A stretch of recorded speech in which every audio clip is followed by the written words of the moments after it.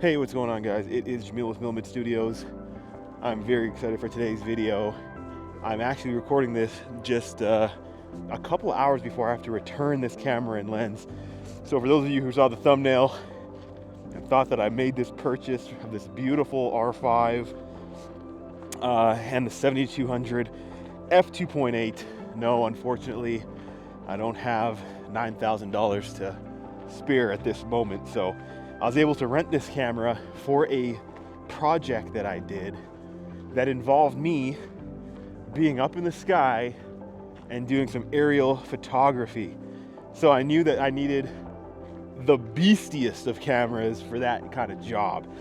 And I gotta say, guys, right off the top, spoiler alert, I was not disappointed. I was very happy with how this camera operated. So we're gonna go into, I just wanna kind of give you my take.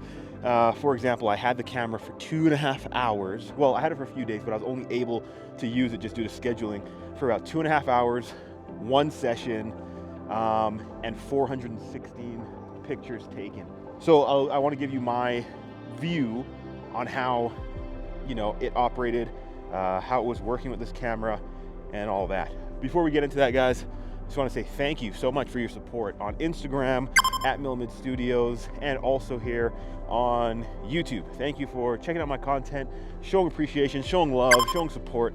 I really do appreciate that. And as I always say, I am honored and humbled to have your interest, that you would take some time out of your day to check out some of my stuff. One thing to mention, guys, I didn't do any video while I had this camera. I only had an SD card, and when I rented it from the camera store, they don't provide any cards, which is understandable. Let's talk about the form factor for this camera.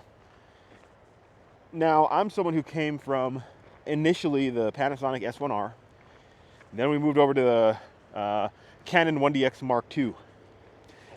The Mark II for the 1DX series is markedly heavier than this, as you could tell. And as many of you probably know, the 1DX Mark II is an extremely heavy camera. I don't think it's a bad thing. I do like it. There are pros and cons, obviously, but the form factor of this setup with a 70-200 f2.8 and the R5 body is absolutely wonderful, and it's so refreshing to get such a powerful combination, such a powerful system in such a light and small form factor. I mean, let's take this lens hood off, guys. This is the 70-200 f2.8. That's insane when you compare it to the EF 70-200. One thing to note is that there's no internal zoom, so when I do zoom, this pushes out. So for example, there's a lock function right here. We'll take that off.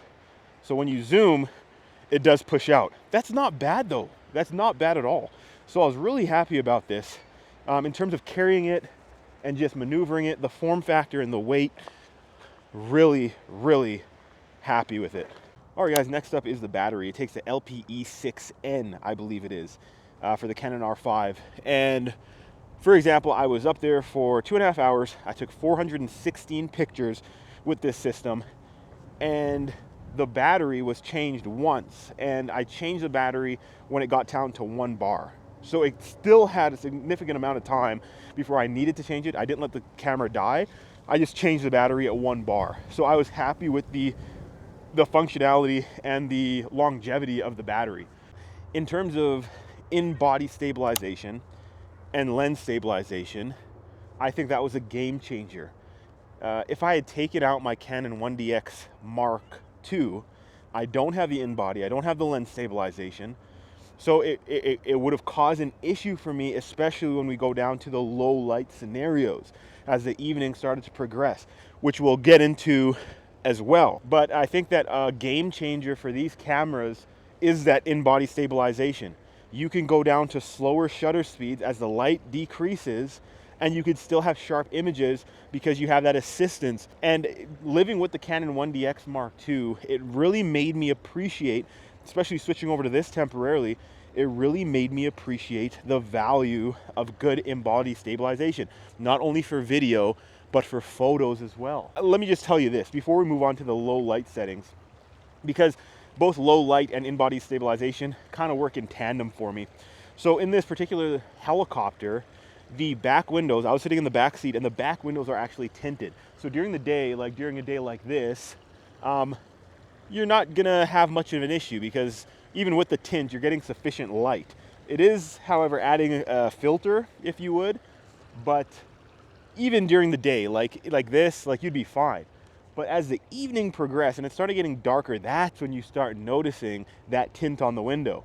So my windows at the back were tinted, the pilot's windows on their sides were not tinted, and obviously the front windshield was not tinted at all. So if I was able to catch pictures outside of their window, their untinted window, then you know, you'd have to adjust your manual settings to adjust for that better light. And then if I return the aircraft and I had to shoot out of my window, then it was dark again. So, you know, there was some maneuverability there. The point I'm trying to make is that when you get down to a certain time of the day when the light is lower and whatnot, your shutter speed is going to have to decrease, especially if you're doing night shooting, because I did do night shooting and I'll show you guys some pictures. So being able, okay, for example, just off the top, guys, just due to the vibration in the aircraft, I was comfortable at having my shutter speed at 1/160th, even 1/125th of a second.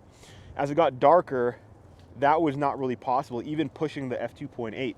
I will notice, or I will let you guys know that I did also have my EF 16-35 f4, which during the day was awesome. I got some amazing shots with that in terms of the picture quality and whatnot. I can only imagine what the EF or the RF 16-35 can do. But in daylight, like with the 16-35 f4, I was very pleased with the adapter. But as we were shooting in the night sky, the f4 was not sufficient, and that f2.8 came in very handy, and I would say was essential to night shooting, balancing the shutter speed with the aperture and other ISO settings. Another thing that I noticed that was quite different from the 1DX Mark II, which isn't much of a surprise, is, like I was saying, the low light performance. I was able to shoot photos at 80,000 to 128,000 ISO, and the pictures were still usable. Like, that's insane to me. I couldn't imagine doing that with the 1DX. And obviously, like, the sensor on this thing is way more advanced. For example, if you're considering a 1DX Mark II versus the R5, you're kind of in a similar price point. And so you just have to kind of consider, you know, what your needs are. But in terms of capability and low light, man, this thing is a beast. Now, coming down to the end here, guys, in terms of image quality, I mean, what can I say? This is just under 50 megapixel camera, so a high megapixel camera. One of the reasons why I wanted to utilize it for this project, because detail and image quality was paramount to me. It's not to say that I've been unhappy with the 1DX Mark II. It's just that as a 20.1 megapixel camera in the 1DX Mark II versus, you know, this being just under 50, I think it's about 47.5 or so. I'll put it on the screen. There's a noticeable difference, and I kind of wish that I took the 1DX up there just so I could take similar pictures and kind of compare them. Maybe that could be a future project. But I gotta say, man, it was so good in terms of image quality. I was stunned. You know, just taking some buildings, some pictures of some of these buildings and being able to read their logos from far away, taking pictures from way up in the air, like just say a supermarket, and you're able to clearly read the name of the supermarket. It does make a difference. And image quality, I have no, like, I'd be a fool to have any kind of qualm about image quality. Even having to jack up the ISO, it was still able to maintain a level of quality that was usable. And that's amazing to me. So, you know what? I'll say this, guys. Yes, this is an expensive camera system, but you are paying for a premium camera system that can do premium work. Do I think it's worth it? 100%, I think it's worth it. In terms of photography and with my time with it, I obviously haven't used it long term, but just my first impressions, comparing it to the 1DX Mark II, seeing the capabilities of the high ISO, low light capabilities, it really did blow me away. Do you guys run the R5? How's your experience with it? How is it living with it long term? Do you guys agree with my take on the R5? Is it worth the money? It's not a cheap system. It's quite expensive, but I really do think that it's worth it. So yeah, guys, we'll leave it at that. Thank you so much for tuning in to another video. I hope this was insightful. I hope that, you know, if you were on the fence about the R5, that this puts you over, because this is a piece of work. It's a and you know, it got a bad rap initially with overheating and whatnot. I didn't use any video. I use it strictly for photography, and I was really happy with it. I wasn't able to play around with the autofocus, eye autofocus, anything like that. But in the future, we'll probably get another one of these and we'll play around with it. We'll try the 85-1.2, etc. But thank you guys so much. If you guys enjoy this content, please hit that like button, subscribe if you want to see more. Let me know in the comments, even if you don't own this, let me know what your opinion of the R5 is. If it's overhyped, or, you know, if you think it's worth its weight in gold. Thank you guys so much. And at the end of the day, keep on shooting.